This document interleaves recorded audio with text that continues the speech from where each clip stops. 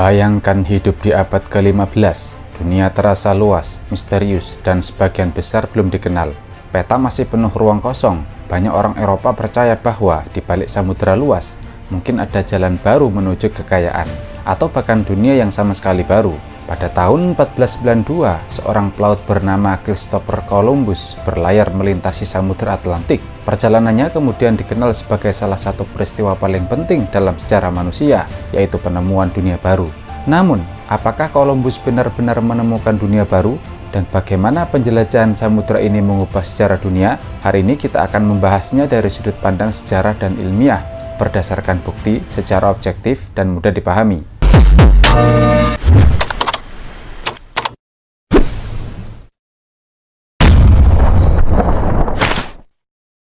Mengapa bangsa Eropa mencari jalur baru? Pada abad ke-15, bangsa Eropa sangat membutuhkan barang dari Asia seperti lada, cengkeh, pala, dan sutra. Namun jalur darat menuju Asia yang dikenal sebagai jalur sutra menjadi sulit dan mahal setelah wilayah Timur Tengah dikuasai oleh Kekaisaran Ottoman pada tahun 1453. Akibatnya, negara-negara Eropa seperti Portugal dan Spanyol mulai mencari jalur laut langsung ke Asia. Portugal mencoba mengelilingi Afrika, Spanyol memilih strategi berbeda, yaitu berlayar ke arah barat melintasi Samudra Atlantik. Disinilah peran Christopher Columbus dimulai. Siapa Christopher Columbus?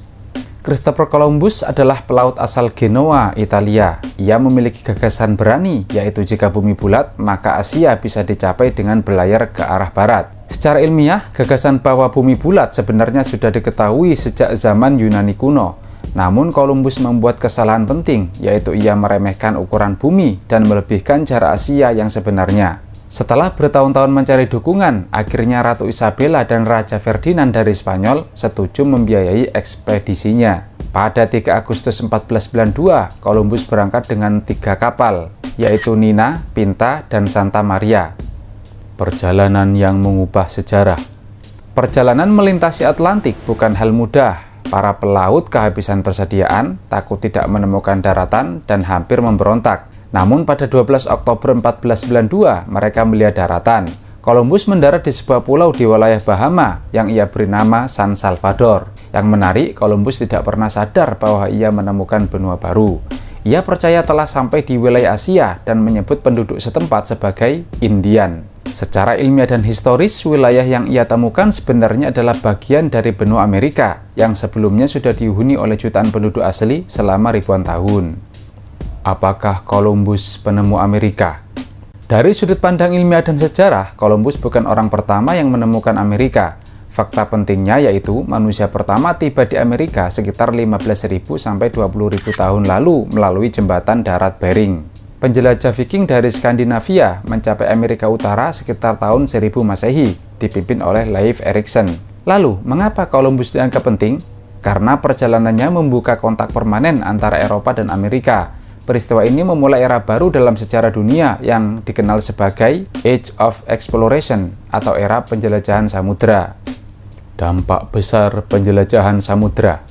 Setelah Columbus, bangsa Eropa mulai berdatangan ke Amerika. Dampaknya sangat besar dan kompleks. Yang pertama, pertukaran Columbus atau Columbian Exchange. Terjadi pertukaran besar antara dunia lama atau Eropa, Asia, Afrika, dan dunia baru atau Amerika. Dari Amerika ke dunia lama, yaitu jagung, kentang, tomat, dan kakao. Dan dari dunia lama ke Amerika, yaitu kuda, sapi, gandum, penyakit seperti cacar. Secara ilmiah, penyakit dari Eropa menyebabkan penurunan populasi penduduk asli hingga 90% di beberapa wilayah.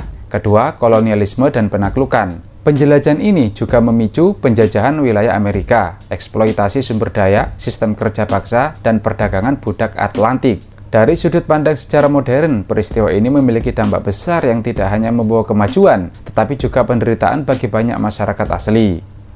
Mengapa era penjelajahan bisa terjadi?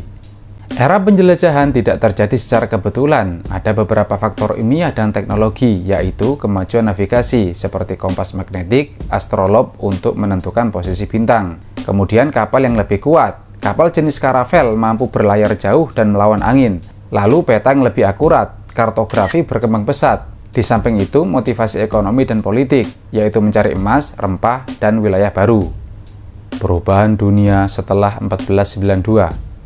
Banyak sejarawan menyebut tahun 1492 sebagai awal dunia modern. Mengapa? Karena sejak saat itu, benua-benua mulai terhubung secara permanen, perdagangan global berkembang, migrasi besar terjadi, juga budaya dan ekonomi dunia saling memengaruhi. Inilah awal dari proses yang sekarang kita kenal sebagai globalisasi. Melihat Columbus secara objektif. Dalam sejarah modern, Columbus dilihat secara lebih kritis. Ia seorang navigator berani, membuka era baru dalam sejarah dunia. Namun juga, ia terlibat dalam sistem kolonial awal dan memperlakukan penduduk asli secara keras dalam beberapa catatan sejarah. Pendekatan ilmiah menuntut kita melihat tokoh sejarah secara utuh dan seimbang, tidak hanya sebagai pahlawan atau penjahat, tetapi sebagai bagian dari konteks zamannya. Pada akhirnya, perjalanan Columbus bukan sekadar kisah tentang seorang pelaut yang menemukan daratan baru. Ia adalah awal dari perubahan besar, yaitu pertemuan antar benua, pertukaran budaya dan ekonomi, dan lahirnya dunia yang saling terhubung. Namun sejarah ini juga mengingatkan kita bahwa setiap kemajuan manusia sering membawa konsekuensi yang kompleks. Penemuan dunia baru bukan hanya tentang penjelajahan, ini adalah titik balik yang membentuk dunia modern seperti yang kita kenal hari ini.